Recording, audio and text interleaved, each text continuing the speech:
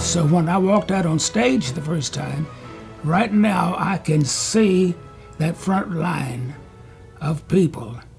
And I saw two that was really into rock and roll, had on a black leather jacket, and I guess a black hair, looked like a 1950s rock and roller. And he was just leading the rest of the audience and stuff.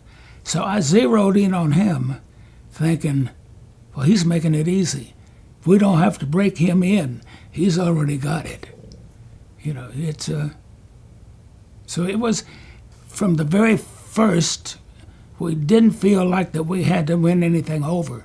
It was like, they're here to have some fun. And so it's easy for us to join them.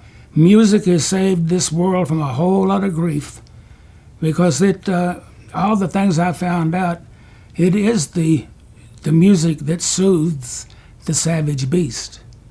There are someone right this moment, somewhere in the world, that is playing their music.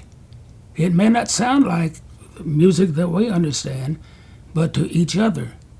They've started something, they're a part of it. I don't put anything down, because if it didn't exist, it wouldn't be here. Music is one of the greatest gifts we have. It really is. It has made life.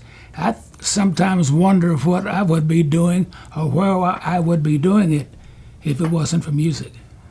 You can get into places, get to meet people, know people, and situations that if you didn't have the music to lead you in, present you to whoever, then it would be rough for you.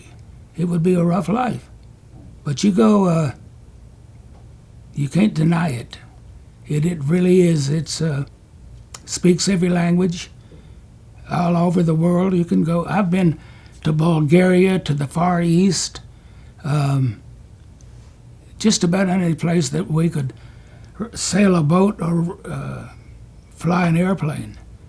And that was, I was already packing my bags every time we got ready to go somewhere else. I said, you better pack 2 suitcases. We may not come back this way.